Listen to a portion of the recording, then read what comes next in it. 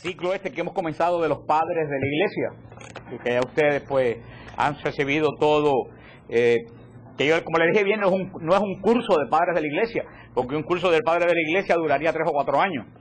Esto es sencillamente una introducción para que ustedes, se lo dije la semana pasada, para que ustedes hagan sus propias investigaciones, para que entren en el internet. En el internet están todos los padres de la iglesia. Ponen padres de la iglesia, o ponen padres, acuérdense que está dividido en padres, se los olvidó ya, padres apostólicos, padres griegos y padres latinos. María Marta es la única que lo tiene anotado, que lo dijo bien. Recuerden que están los padres apostólicos de los primeros 2 siglos, padres griegos, que se acuerdan que pusieron la apologética en los siglos 3 y 4, padres latinos de San Agustín. Ponen esos nombres y les salen. Y, por ejemplo, en este libro que si ustedes ven cómo está, todo manoseado. ¿Tú sabes por qué está manoseado? Que se le cayó la letra de aquí atrás. ¿Tú sabes por qué está manoseado? Porque está usado. Esas Biblias que yo veo nuevecitas puestas, quiere decir que jamás en la vida las usan. Por esto, este libro lo he agotado yo. Este libro es Padres Apostólicos, un libro de los Padres Apostólicos. El libro de los Padres Apostólicos está editado por la Biblioteca de Autores Cristianos, mejor conocida por BAC, B-A-C, que es la mejor editora católica del mundo.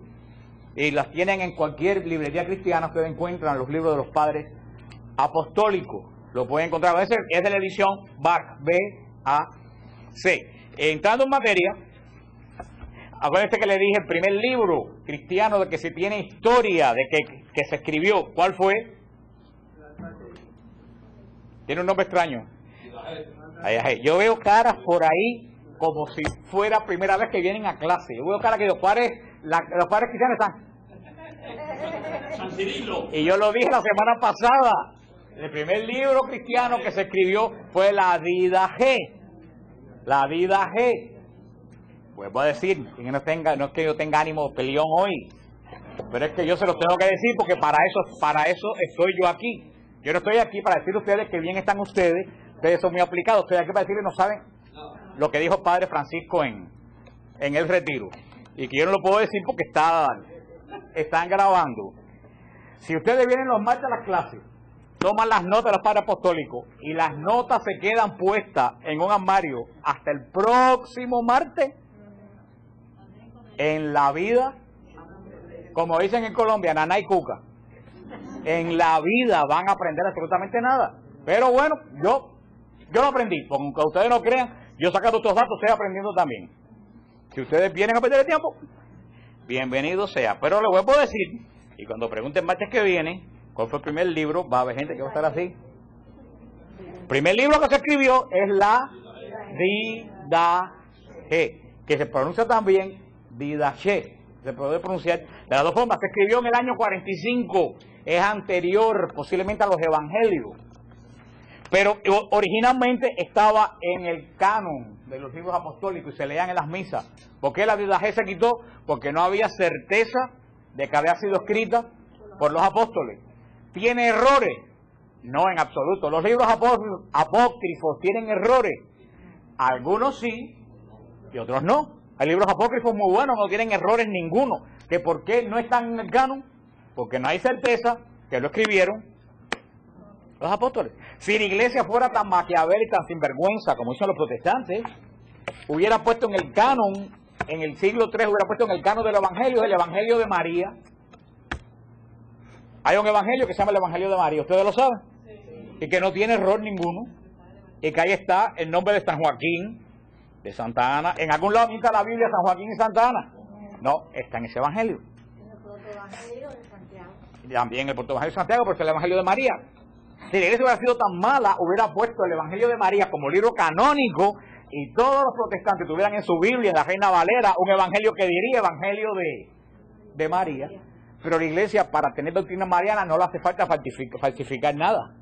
Y por eso la iglesia dijo, el Evangelio de María no tiene errores, pero no fue escrito por los apóstoles. Por lo tanto, no puede estar en el canon apostólico. La Didache no está en el canon, es un libro apócrifo porque este no está en los cánones del Evangelio, pero sin embargo no tiene error ninguna doctrina. Vamos, no podemos leerla completo, le voy a leer algunos versículos de la Biblia G para que ustedes vean cómo pensaban los cristianos del año 45 de nuestra era. ¿A cuántos años de la ascensión de Cristo?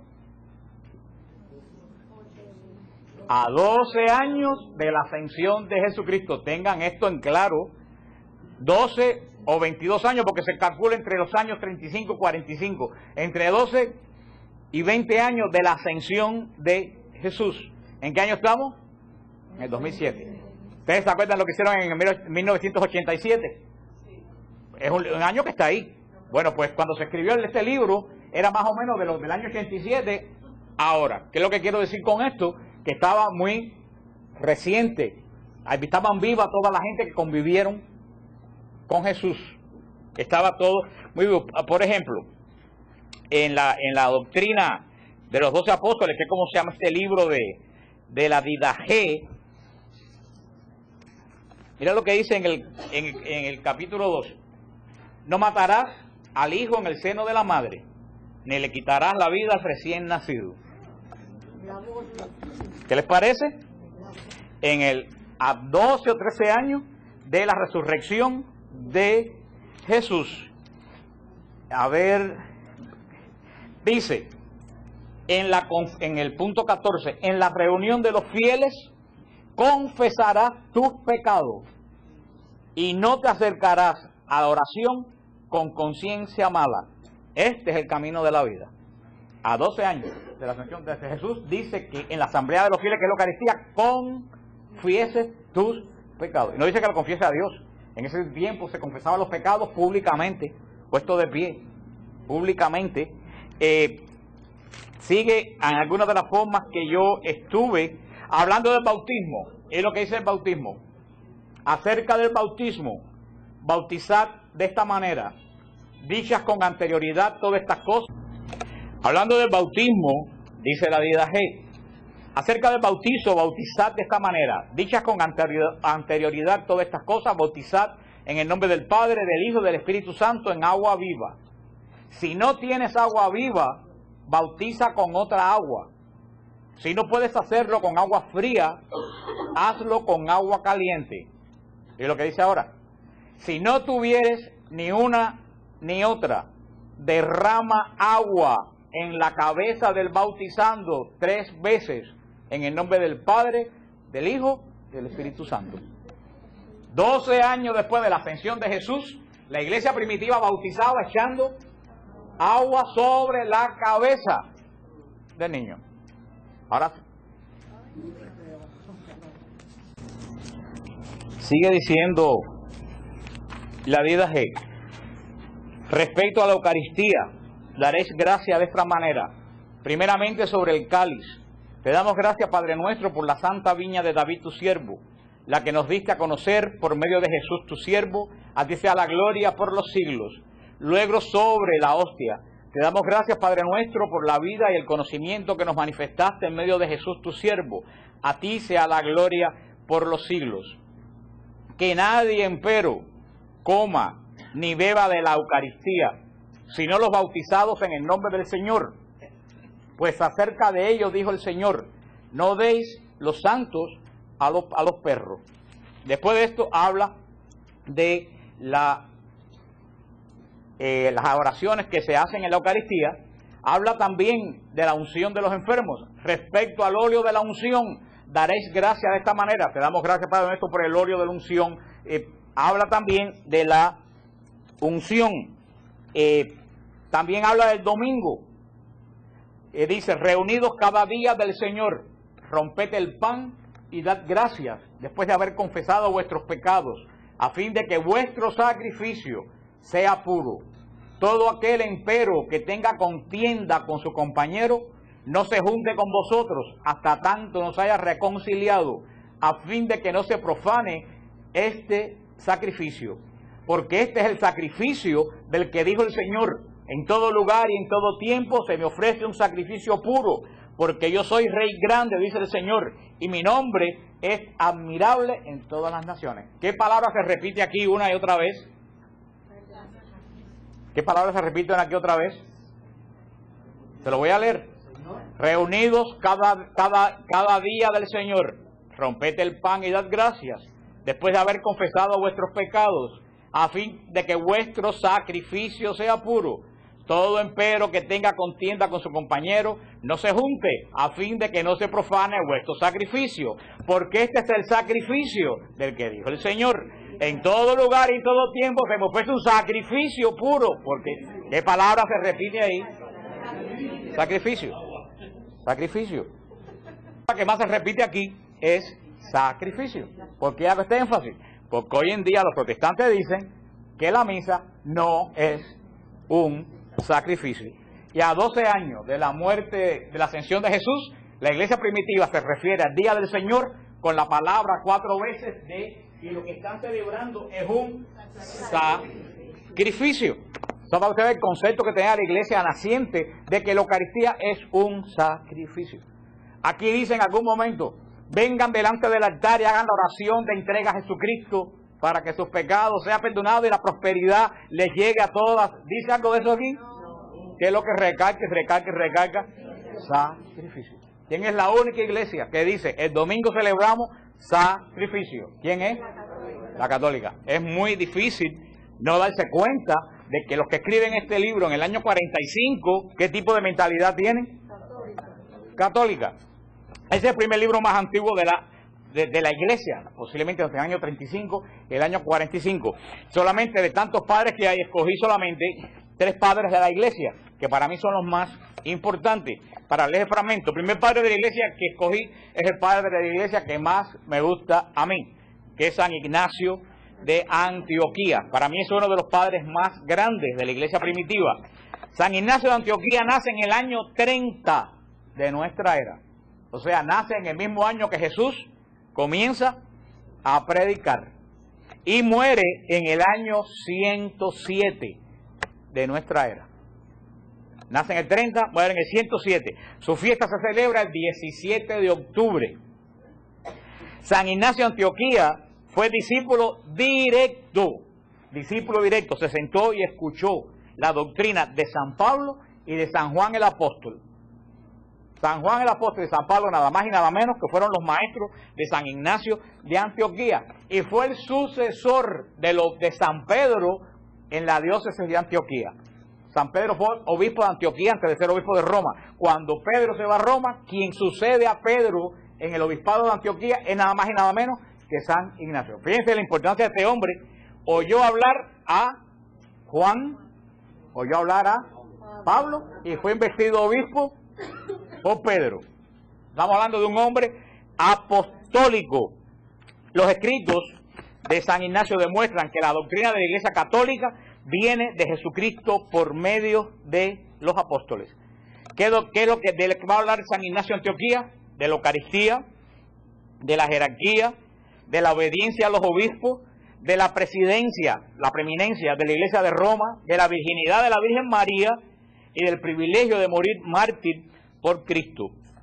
Condenado a morir devorado por las fieras, fue trasladado a Roma y en su camino, cuando él iba de Antioquía en Siria a Roma, como era un obispo tan preeminente, por eso lo llevaron a Roma, a matarlo en Roma.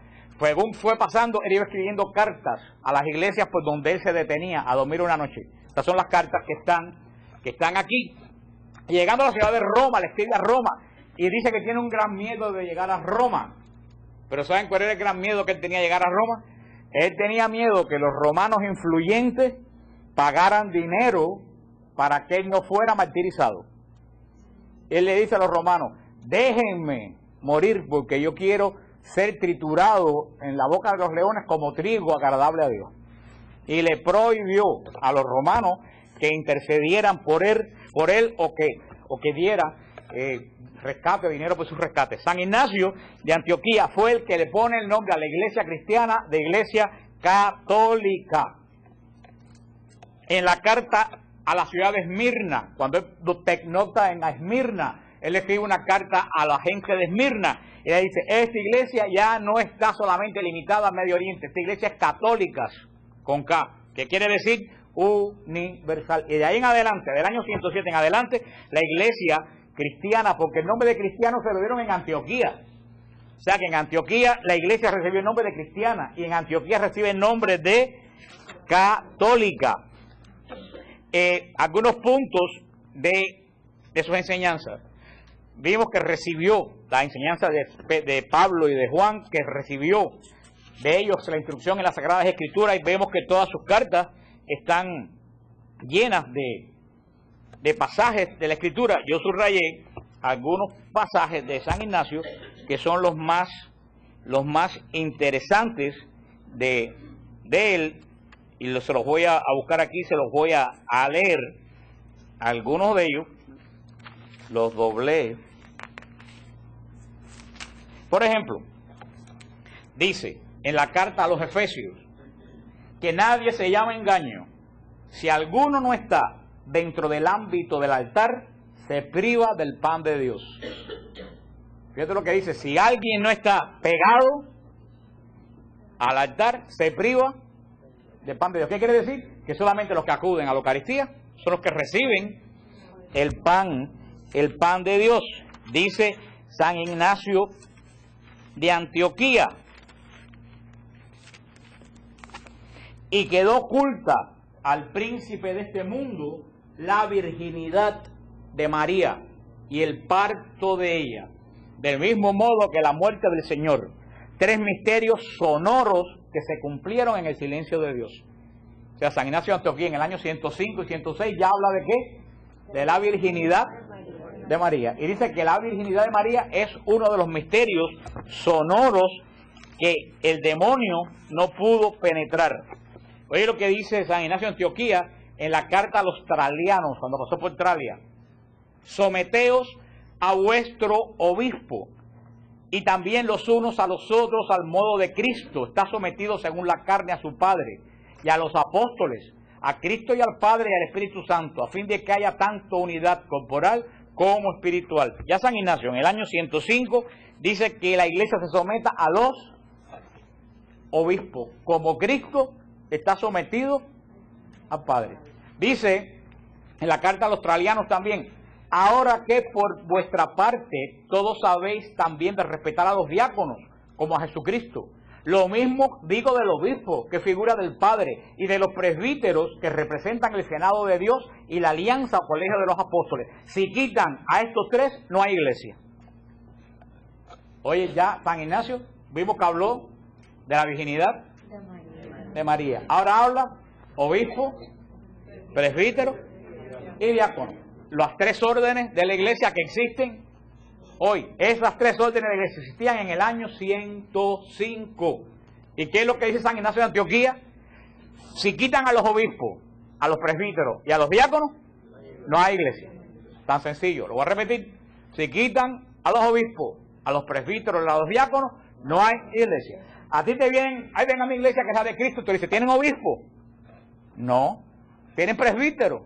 No. Hermano, entonces ahí no hay iglesia. Eso lo dice San Ignacio en el año 105-106. Dice, oigan lo que dicen, esto nos viene muy bien a todos: los herejes entretejen a Jesucristo con sus propias especulaciones, presentándose como digno de todo crédito, cuando son en realidad como quien brinda un veneno diluido con miel. Ay, hermano, esto parece que lo escribieron ayer. Dice, los herejes vienen y dejan caer, ¿qué cosa? No, dejan caer cosas cristianas, pero junto con el mensaje cristiano, enganchan el veneno. Fíjate, como ya desde esa época, como el demonio no ha cambiado. Si llegan así, ay, porque somos cristianos, creemos en el Espíritu Santo, y cuando vienes a ver te empiezan a echar oye, pero la Virgen María no tuvo una pila de hijos, oye, el Papa, eso no, los santos, eso es idolatría. Primero vienen disfrazados de cristianos. Dice, el que está dentro del altar es puro, mas el que está fuera del altar no es puro. Quiero decir, el que hace algo a espalda del obispo y de los presbíteros no es puro, su conciencia está sucia. Eso nos viene hasta el día de hoy a todos nosotros muy bien. En la carta de San Ignacio a Roma, en el saludo de la carta a Roma, dice: a la iglesia que alcanzó misericordia en la magnificencia del Padre Altísimo y de Jesucristo, la que es amada y está iluminada por voluntad de aquel que ha querido todas las cosas que existen según la fe y la caridad. Iglesia, además, que preside en la capital del territorio de los romanos, digna ella de Dios, digna de todo decoro, digna de toda bienaventuranza, digna de alabanza, digna de alcanzar cuanto desee, digna de toda santidad. Ojo, y puesta a la cabeza de la caridad, seguidora que es de la ley de Cristo y adornada con el nombre de Dios. Así define San Ignacio la iglesia de Roma en el año 105, puesta a la cabeza de la caridad, del amor de Dios, de quien reúne, para que vean ya la preeminencia de la iglesia de Roma en el año 105. Pero hay más. Dice, tremendo, este viejo era terrible, en la carta a la iglesia de Filadelfia dice: no se engañen, hermanos míos, si alguno sigue a un hereje, no hereda el reino de Dios. Y además, oigan lo que dice ahora, a la carta a los Filadelfios: poned pues todo ahínco en usar de una sola Eucaristía, porque una sola es la carne de nuestro Señor Jesucristo, y un solo cáliz para unirnos con su sangre, un solo altar, así como no hay más que un solo obispo, juntamente con el colegio de los presbíteros y de los diáconos. De esta manera, todo cuanto hagan, lo van a hacer de acuerdo a Dios. En el año 107, pregunto, ¿esta es una forma de hablar pentecostal? ¿Esta es una forma de hablar evangélica? ¿Esta es una forma de hablar metodista? ¿De qué forma es hablar esta? Católica, en el año 107. Hay que ser muy torpe para no decir cuál era la iglesia que dejaron los apóstoles. Si habla exactamente igual que como hablamos, y esto hasta los originales existen, y esto lo estudian los protestantes en su seminario, los protestantes serios estudian la patrística en sus seminarios. Sigue diciendo, a ver, alguno más de San Ignacio. Esto es terrible. En la carta a la iglesia de Esmirna: apártanse también de la Eucaristía y de la oración, dice, de los herejes, porque no confiesan que la Eucaristía es la carne de nuestro Salvador Jesucristo, la misma que padeció por nuestros pecados, la misma que por su bondad resucitó el Padre. Así estos herejes, los que contradicen este don de Dios, se mueren y perecen entre discusiones. ¿Cuánto mejor les sería, en vez de discutir, que celebraran la Eucaristía para que resuciten el último día? ¿Qué les parece? Dice, los que se han apartado de la iglesia se pasan la vida entera metidos ¿en qué? En discusiones. Más le valdría que comulgaran para que resuciten en el último día. Bueno, esta doctrina es más fuerte todavía que cualquier doctrina católica de hoy, porque fíjate que todo lo que se mueve en la doctrina de San Ignacio, que vuelvo a decir, discípulo directo de San Juan el apóstol, no de cualquiera. San Juan el apóstol, el que puso la cabeza en el pecho de Jesús, el que se llevó para su casa, y el que cuando salió Pedro caminando con Jesús, Juan siguió atrás. ¿Se acuerdan que Pedro dijo, y ese? Y le dijo, dice, yo quiero que se quede hasta que se acabe el mundo, ¿a ti qué? O sea, Juan Bautista oyó lo que Pedro y Jesús conversaron entre Galilea y la Ascensión. O sea, tenemos la certeza, y estando Juan vivo, él escribe esto. Tenemos la certeza que esta doctrina que tenemos aquí es la doctrina que Juan recibió ¿de quién? De Jesús. Fíjate lo que dice la carta a los Hermeniotas: donde quiera que aparece el obispo, allí esté la muchedumbre, al modo que donde quiera que estuviere Jesucristo, esté la iglesia católica. Aquí cuando aparece por primera vez la palabra católica. Sin contar con el obispo, no se puede bautizar ni celebrar la Eucaristía. Hermano, lo mismo que ahora. Si un sacerdote viene a una diócesis, tiene que pedir permiso al obispo para celebrar. Eso mismo se hacía en el año 105, y si él lo escribe, quiere decir que esto era ya práctica común en esa época. Pudiéramos leer más de San Ignacio de Antioquía, pero creo que con esta muestra que le he dado, la Didache del año 35 o 45 habla de bautismo con agua en la cabeza, habla de la Eucaristía, habla de la confesión de los pecados. ¿Qué doctrina es esa? Católica. San Ignacio de Antioquía, que nace en el año 30, se cría, porque si fue obispo en los años 80 y pico, era obispo ya, quiere decir que se tiene que haber ordenado jovencito de sacerdote en los años 50, 60, tiene que haber sido ya presbítero de nuestra era. San Ignacio de Antioquía, que recibe la doctrina de Juan el Bautista, de Juan el Apóstol y Pablo, habla de la Eucaristía, de la virginidad de María, de las 3 órdenes de la Iglesia, de cómo no se puede celebrar nada sin permiso del obispo. ¿Qué doctrina es esa? Católica. San Justino Mártir. Justino Mártir es el padre apologista griego más importante del siglo II y una de las personalidades más grandes de la literatura cristiana. ¿Dónde nace Palestina? ¿Dónde nace San Justino Mártir? En Palestina. San Justino Mártir nace en Palestina, muy cerca de lo que es Siquén. ¿Se acuerdan Siquén? ¿Dónde está Siquén? En Samaria. El pozo de Jacob, en Samaria. San Justino nace en Samaria, luego entonces debe ser descendiente de los samaritanos, de cultura, posiblemente de cultura griega. Llega a Roma durante el reinado de Marco Aurelio, en el año 138 al 161, y allí funda la primera escuela de filosofía cristiana, de la cual se conoce. Según su discípulo Tasiano, a causa de los filósofos cínicos llamado Crescente, tuvo que comparecer ante el prefecto de Roma y por el solo delito de confesar su fe fue condenado con otros 6 compañeros a muerte en el año 165 de nuestra era. San Justino Mártir murió, dio su vida por Jesús, pero él dejó 2 escritos de apologética dedicados al emperador, explicándole al emperador Antonino Pío, que no persiguió mucho a los cristianos, muy poca persecución hubo, era un hombre bastante tolerable, y San Justino Mártir le dio la obra de convencer a Antonino Pío de qué cosa era el cristianismo. Pues acuérdense lo que yo les dije cuál era la calumnia principal de los cristianos, que se comían a los niños en sus ceremonias. Y oye lo que escribe San Justino Mártir en el año 155 de nuestra era. Dice: terminadas las oraciones, nos damos el beso de la paz.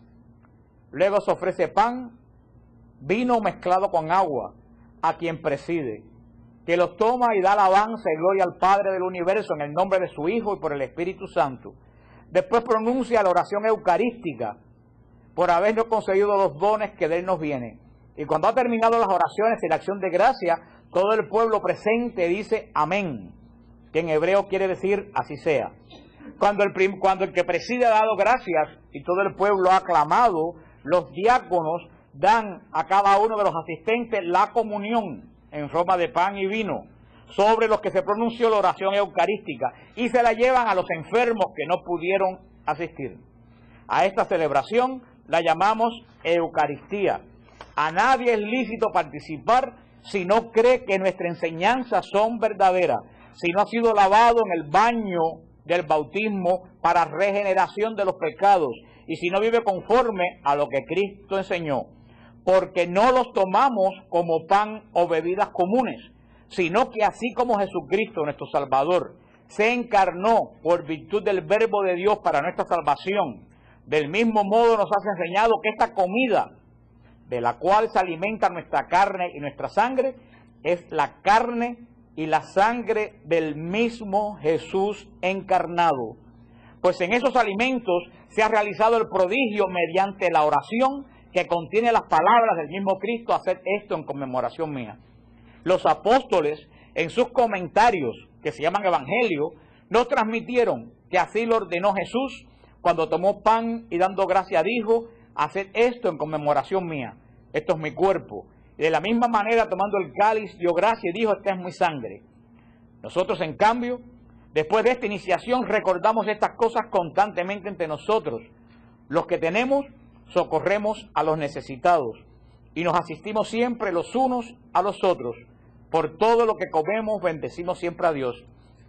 El día que llaman del sol, domingo, se celebra una reunión de todos los que viven en las ciudades y en los campos, y se leen los evangelios de los apóstoles y de los profetas mientras hay tiempo. Cuando el lector termina, el que preside nos exhorta con su predicación y nos invita a imitar aquellos ejemplos. Después nos levantamos todos a unas y elevamos nuestras peticiones. Al terminarlas se ofrece el pan y el vino, como ya te dije, y el obispo, según su fuerza, también eleva acción de gracias. Y todo el pueblo exclama, amén. Celebramos esta reunión el día del sol, por ser el primero, en que Dios, transformando las tinieblas y la materia, hizo el mundo, y también porque es el día en que Jesús, nuestro Salvador, resucitó de entre los muertos. Pues hay que saber que le entregaron el día anterior al de Saturno, sábado, y en el siguiente, que es el del sol, resucitó y se apareció a sus discípulos. ¿Qué les parece? Año 150, 55 de nuestra era. ¿Qué es lo que dice? Los primeros cristianos, ¿qué día se reunían? El domingo. Para los adventistas, los testigos de Jehová, que dicen que eso es un invento de Constantino. En el año 150, dice Justino Mártir que ya los cristianos se reunían el domingo. Y mira qué hermoso lo que dice, oye qué hermoso lo que dice. Dice que el sábado, que es el día de los judíos, Cristo estuvo muerto. Pero el domingo, que es el primer día de la semana, ¿qué fue lo que hizo Dios en el Génesis, el primer día de la semana? Separó las tinieblas de la luz. Dice, en el día que Dios separó las tinieblas de la luz, Cristo, que es nuestra luz, resucitó dándonos luz nueva.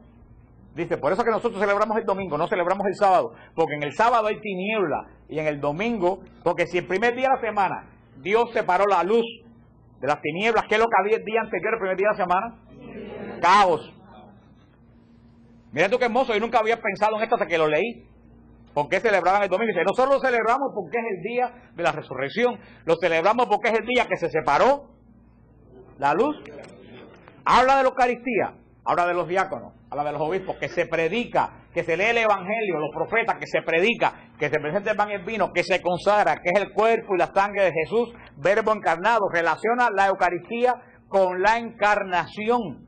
Lo mismo que el Papa Juan Pablo II hizo en la última encíclica que él le dejó a la Iglesia sobre la Eucaristía. Habla de la celebración del día del domingo. ¿Cuántas cosas en el año? ¿Qué doctrina es esta, hermano? ¿Esto es doctrina protestante?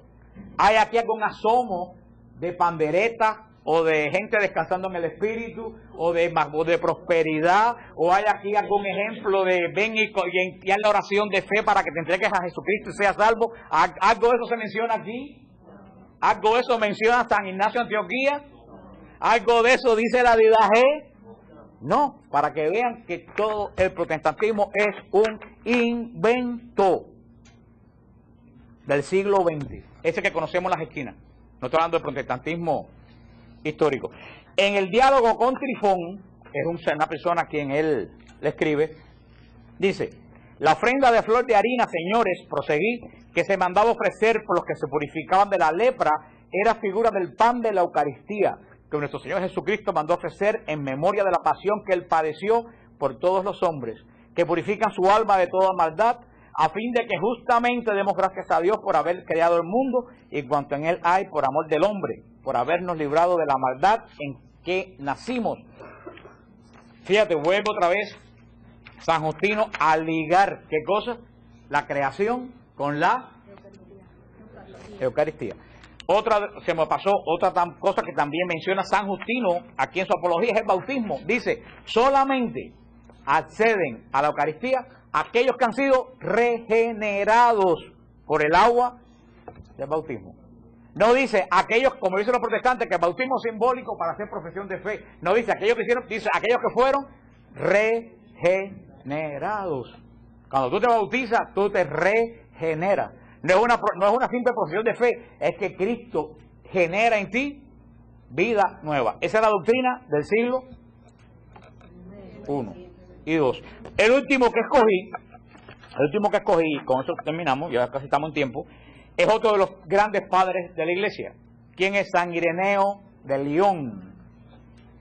San Ireneo de Lyon, todo el mundo piensa que es francés, pero San Ireneo de Lyon se educó en Esmirna, una de las iglesias de la cual era obispo Juan el Apóstol, de las que se menciona en el Apocalipsis. San Ireneo nació en el año 177. ¿Cuál es la importancia de San Ireneo? Es que fue discípulo de Policarpo. Policarpo es uno de los padres de la iglesia también, y la característica de Policarpo es que Policarpo fue instruido para su bautismo, para su presbiterado, por San Juan el Apóstol. Así que Policarpo, el obispo Policarpo, recibió la instrucción bautismal y presbiteral ¿de quién? De Juan el Apóstol. Y Ireneo es discípulo de Policarpo. O sea, tenemos esta tradición que solamente viene de Juan a Policarpo y de Policarpo a Ireneo. San Ireneo de Esmirna, aunque es llamado San Ireneo de Lyon, porque fue obispo de Lyon, en la ciudad de Lyon, en Francia, pero Esmirna, este padre del siglo II, se va a quedar frío lo que habla San Ireneo de Lyon en el año 200 más o menos. Le voy a leer. Esto que le voy a leer no lo dice Juan Pablo II, no lo dice San Luis María Griñón de Montfort, lo dice Ireneo de Lyon en el siglo II. Estoy aclarando, y eso está escrito y eso se guarda y eso no es invento, eso es original. La vocación de María halla su lugar en la economía de la salvación. María al servicio de la encarnación. Dice San Ireneo que propiamente no hay herejías mariológicas, porque todo el misterio de María está al servicio de su Hijo Jesucristo. Hermano, estamos hablando del siglo II. Estamos hablando de un hombre que fue discípulo de alguien que lo instruyó, San Juan. ¡Qué coincidencia! San Juan el Apóstol escribe el Apocalipsis con María vestida de sol. San Juan el Apóstol es el único que relata las bodas de Caná. San Juan el Apóstol enseña a Policarpo y Policarpo dice, en la doctrina de María no hay error, porque todo lo que se dice de María está apuntando a Jesucristo. Lo mismo que dice Pablo VI en la Marialis Cultus. Dice, madre verdadera, eso está escrito mismo de él, madre verdadera, de la que según los evangelios nació Jesús como hombre completo, garantiza contra los gnósticos la realidad de la carne de Jesús, sin la cual es imposible la vida histórica de Cristo, su muerte y su resurrección. Yerran quienes afirman que él nada recibió de la Virgen. De otro modo, habría sido inútil su descenso a María. ¿Para qué descendía ella si nada habría de tomar de ella? Es lo que dice San Ireneo. Dice, los que dicen que a Jesús no le hace falta María. ¿Dice San Ireneo en qué siglo? II. Dice, si a Jesús no le hace falta nada de María, ¿para qué descendió a ella? Yo nunca me había puesto a pensar eso. Y eso es apología pura. Si Jesús no podía haber bajado de una nube. Podía haber bajado de una nube, como dice Daniel, el profeta Daniel, que vio al Hijo del Hombre en una nube. Jesús hubiera bajado de una nube y hubiera aparecido en el desierto el día del bautismo, sin saber de dónde vino, y comenzó su vida pública. Si él necesitó de María, es porque necesitaba algo de María. Y lo que necesitaba de María, lo recibió, lo mantuvo. Esto es una lógica que a mí nunca se me había ocurrido hasta antenoche estudiando. Dice, todos los signos que el Evangelio nos ofrece de la real humanidad de Jesús son una prueba de que este es el Hijo de Dios, Señor nuestro, verbo existente del Padre, e Hijo del hombre, porque es Hijo de la Virgen María. Porque el Hijo, al hacerse carne, debía recapitular en sí lo que había caído. Esto es la humanidad heredera de Adán. El hecho de nacer realmente de María es la prenda de que él es hijo y descendiente de Adán, cuya simiente había de asumir para poder transformarla en lo que es él como hijo de Dios. Oigan lo que dice ahora, por eso la carne de Jesús es la misma carne de María, hija de Adán. Vuelvo a repetir, siglo II. Para los protestantes que hoy hasta han buscado formas científicas para decir que el bebé no recibe nada de la carne ni de la sangre de la madre. Hasta eso han hecho escrito en el internet. San Ireneo en el siglo II dice que la carne de Jesús es la carne de María, porque la carne de Jesús es la carne de Adán que viene a él a través de María. ¿Qué a usted le parece eso? Dice en el 7.1.2, María Virgen es el signo que el Padre eligió para revelar la divinidad de su Hijo y de su intervención salvífica directa en la historia del hombre. Aquí está hablando de la María Virgen. Ahora él hace esto es muy famoso lo que les voy a decir ahora. El paralelismo que hace San Ireneo entre Eva y María. Dice, Eva era aún virgen, aunque tenía esposo. María era virgen, pero casada con José. Eva fue seducida para hacer el mal. María recibe la buena noticia del bien. Eva, un ángel la seduce. ¿Qué ángel? El demonio. A Eva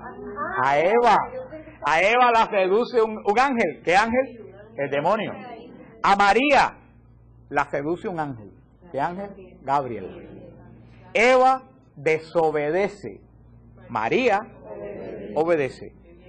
Eva, causa de muerte para ella y sus descendientes. María, causa de salvación para ella y la raza humana. Eva, ató la libertad del hombre. María, libera al hombre de la atadura. Eva, de su desobediencia procede de su falta de fe. María, su obediencia procede de la abundancia de su fe. Eva, al desobedecer, huye de la presencia de Dios. María, al obedecer, atrae a Dios a su seno. Eva, por una virgen, la raza humana fue sentenciada a muerte. María, por una virgen, los humanos recibieron la vida. Eso lo dijeron en el siglo II. Mejor que lo que hubiera dicho Juan Pablo II y San Luis María Griñón de Montfort. Esa doctrina está en la iglesia desde la época apostólica. Ireneo está convencido que la doctrina de los apóstoles sigue manteniéndose sin alteración en la tradición y en las normas de la fe. Ireneo pone las bases de lo que hoy la iglesia cree de lo que es el pecado original. Lo que hoy conocemos como pecado original, que San Agustín después lo desarrolla, es San Ireneo, quien dice San Ireneo, que nuestros primeros padres, creados a imagen y semejanza de Dios, perdieron la semejanza, pero conservaron la imagen. Fíjate, dice San Ireneo, el hombre es creado a imagen y semejanza de Dios, perdió la semejanza, pero mantuvo la imagen. Dice, el hombre hecho de barro de la tierra es elevado al paraíso, al cielo, pero después por el pecado es expulsado a la tierra de nuevo.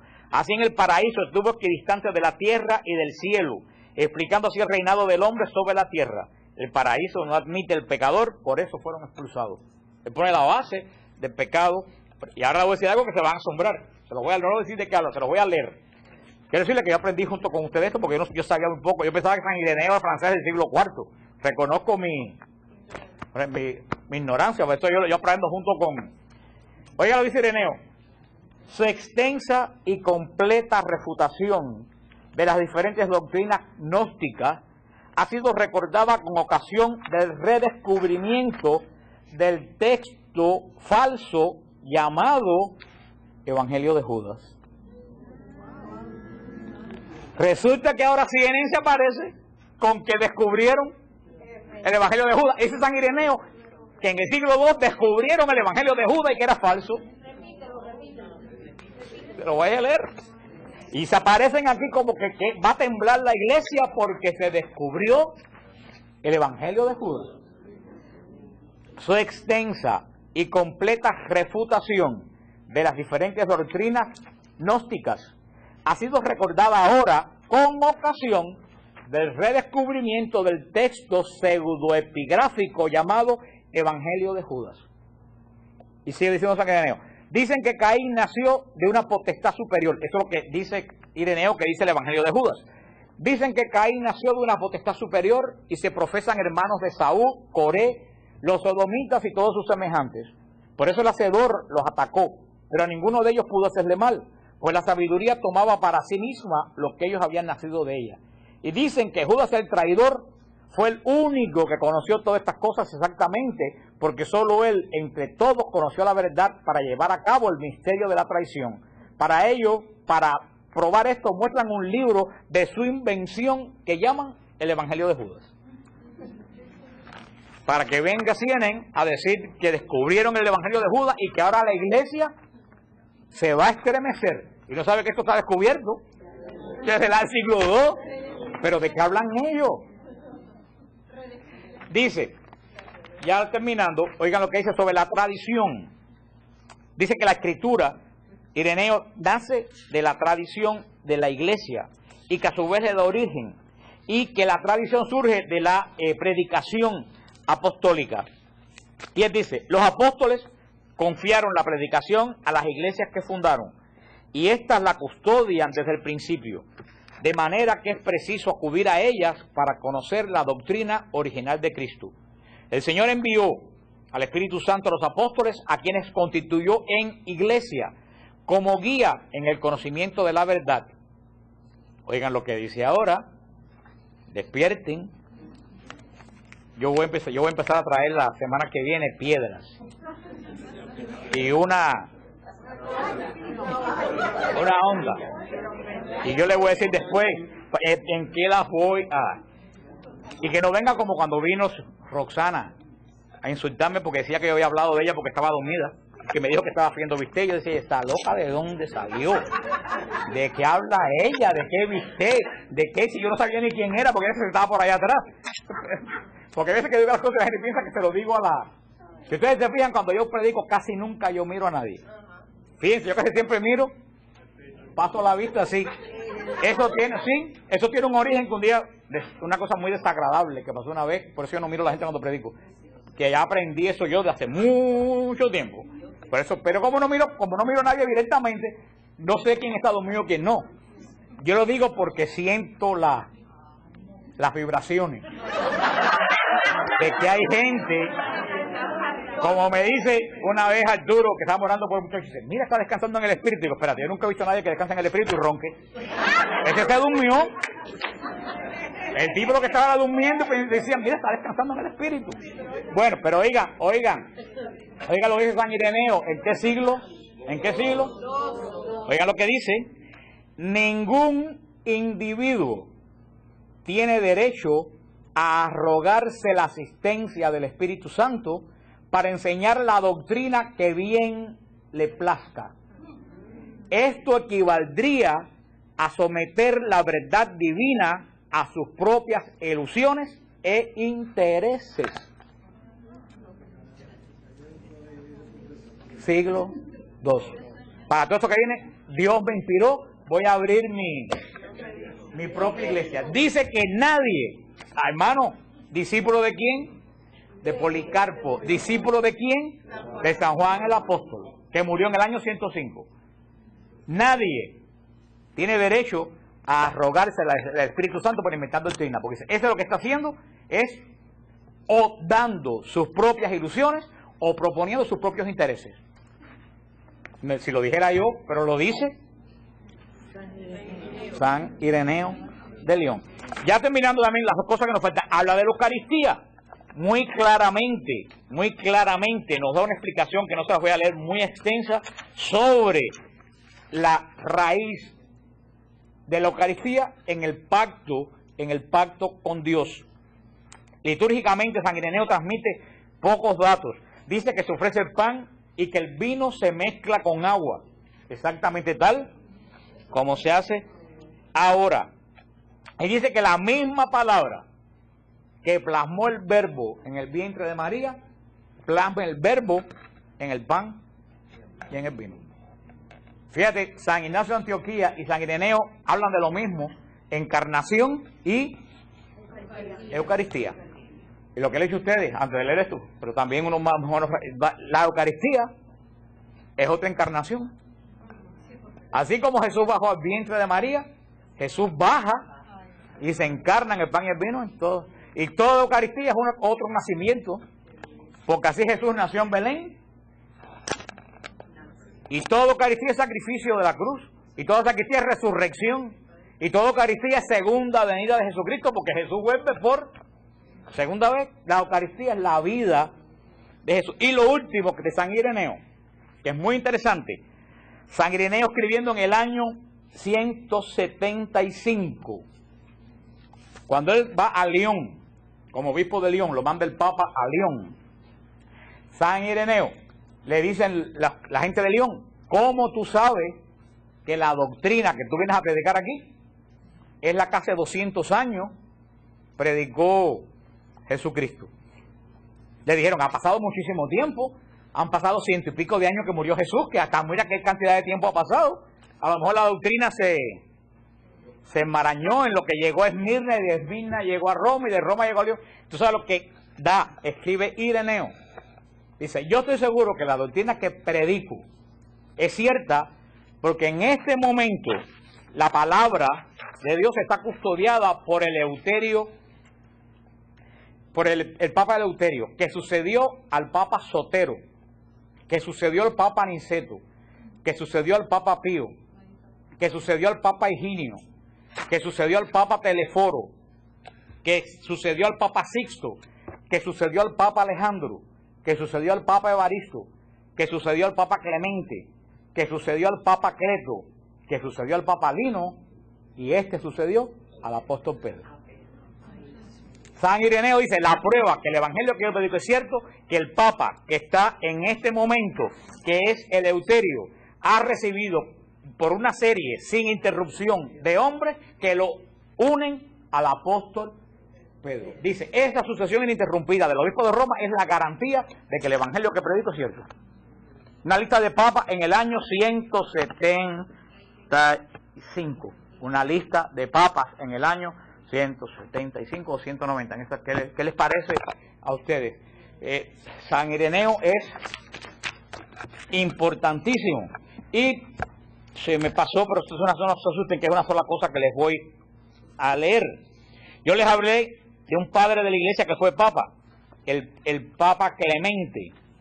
¿Quién es el Papa Clemente? Si vemos la lista de,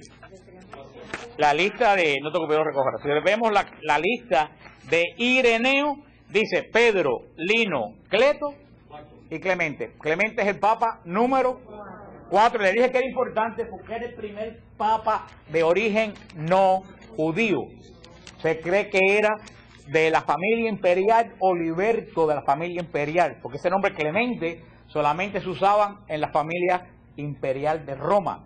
Él llega a ser obispo de Roma y es el que pone orden, se recuerdan, en la iglesia de Corintos, con aquel problema que está para afuera que le dije que se formó. Y oye cómo comienza la carta que escribe el Papa Clemente a la iglesia de Corinto, que estaba en territorio griego.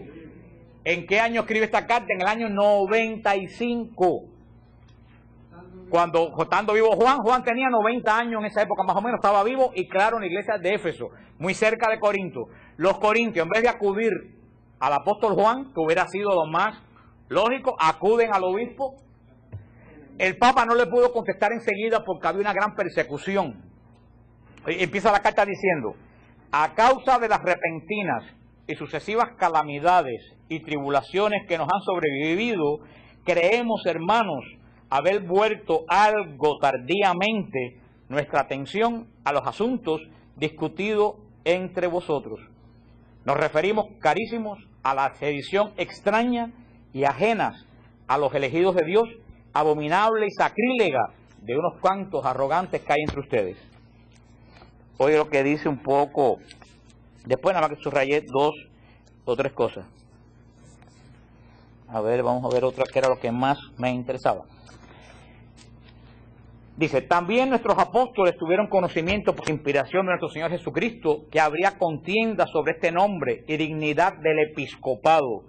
Por esta causa, pues, como tuvieran perfecto conocimiento de lo porvenir, establecieron a los obispos, impusieron normas para que muriendo estos, otros varones fueran ordenados al ministerio.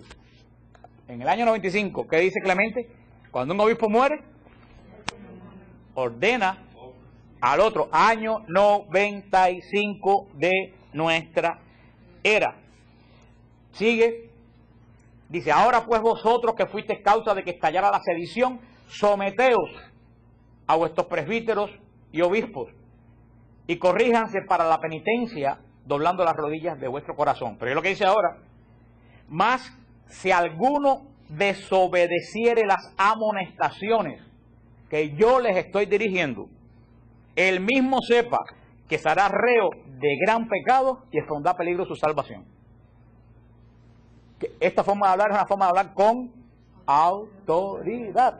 Más si alguno desobedece lo que yo les estoy diciendo, y está hablando de un romano a un griego, en el año 9, ahí tú ves que en el año 95 la autoridad que tenía el obispo de Roma.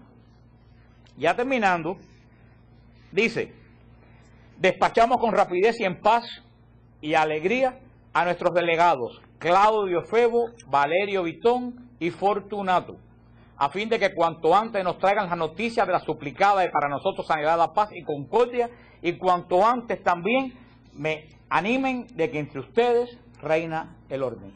O sea que el Papa manda 4 personas con su carta. Estos fueron los primeros nuncios apostólicos que hubieron en el mundo. El Papa no puede ir, pero manda delegados que van a volver con la noticia de cómo está. Esta epístola se estuvo leyendo en la ciudad de Corinto todos los domingos en misa, hasta que en el año 397 decidió la iglesia que por no ser escrito, ¿qué? Apostólico, no se podía leer en misa. En todo esto que hemos leído hoy, hermano, es una pena que esto no se hable, ni en programas de radio, ni en clases, tanta bobería que se habla, y que estas cosas no se hablen para que la gente sepa. La iglesia nosotros, ¿ustedes creen que el que conozca esto, alguien puede venir de la esquina a hacerle un cuento de la iglesia de él que la fundó ayer aquí en Hialeah en una esquina? Yo creo que ustedes, si ustedes estudian esto, si ustedes estudian eso y compran el tape y lo oyen, que yo no gano nada con eso, o si no quieren comprar el tape y lo oyen en Siloé, o si ustedes buscan los padres de la iglesia, hacen su propio research, yo les digo que si ustedes estudian esto, el próximo que venga a hacer un cuento chino, ustedes le saben contestar. Porque estos pobres hermanos de otras iglesias, con su mente chiquitita, ellos creen que la iglesia primitiva era que la iglesia pentecostal, gente con pandereta y gente cayéndose para atrás y hablando lengua. Eso es lo que ellos piensan, que eso es lo que hemos visto nosotros que era la iglesia primitiva. Para eso te sacan la carta a los Corintios, cuando Pablo dice, hablen lenguas uno a uno. Pero no se dan cuenta que lo que Pablo está haciendo en la carta a los Corintios es criticando el desorden que hay en los Corintios. Dice, no hablen lengua a todo el mundo, que si alguien entra pagano a la reunión de ustedes van a pensar que están locos y no van a entender nada. Estas cosas que los protestantes cogen de Corinto como una seña de lo que era la iglesia primitiva es al contrario. Es lo que Pablo está criticando que no se haga. Y ese desorden que había en Corinto, ¿a qué dio lugar? A la carta del Papa Clemente, que empezó por el desorden litúrgico y terminó votando a los obispos y a los presbíteros. Porque así es como es. Y por eso el Papa está poniendo orden en la liturgia, porque cuando estudiamos el Apocalipsis, oímos bien, le dije bien claro, que aunque crean que no, la mala celebración de la Eucaristía incide en la historia de la humanidad. Y muchas cosas que están pasando en el mundo provienen de lo mal que se está celebrando la Eucaristía. Porque esto es un misterio espiritual. Yo me escribían de un lugar en Colombia, una muchacha que estaba muy preocupada, porque en su parroquia hay una misa de jóvenes, que para que los jóvenes vengan, dan la misa y cantan con ritmo de reggaetón. Yo le dije 40 cosas, no a ella, sino al sacerdote que preside esa Eucaristía. Y yo le dije, si para atraer un joven a la iglesia hay que tocar reggaetón, es mejor que se quede donde estaba. Porque ese muchacho no viene a convertirse a Cristo. ¿Por qué viene? Por la música. El día que no haya música, Y eso es lo que ha sucedido en la Iglesia Católica. Hemos creado, en vez de una iglesia como la de estos hombres, hemos creado una iglesia de flojo y de basura. ¿Por qué? Porque le hemos dado todo light. Light, para que no se asusten. ¿Cómo los mormones tienen a los muchachos que se confirman 3 años sin cobrar por el mundo entero de misioneros en bicicleta? ¿Por qué? ¿Le dan reggaetón? ¿Le dan baile?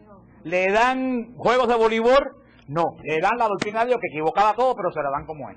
Los jóvenes para venir a la iglesia no les hace falta reggaetón. ¿Tú sabes lo que hace falta? Que se le presente a Cristo como es.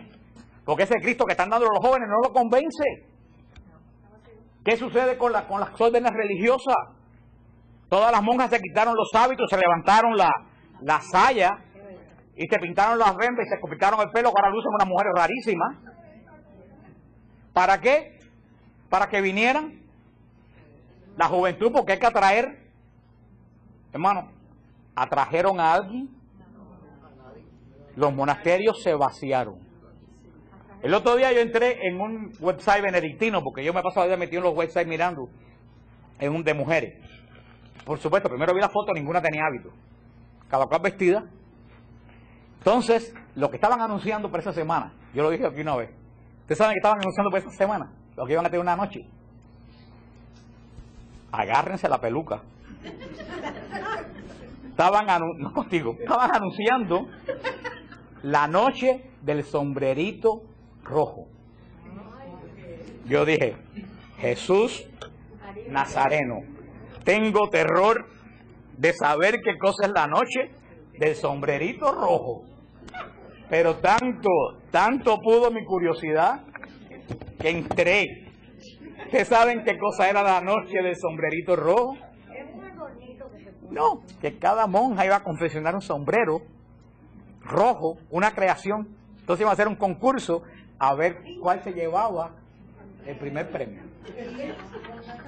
En un mundo con tanta necesidad de intercesión, con tanta necesidad de oración, que ese grupo de mujeres se dedica. ¿Ustedes creen que una joven va a dejar de casarse, va a dejar de tener una profesión, va a dejar de tener hijos para ir a hacer una noche del sombrerito rojo?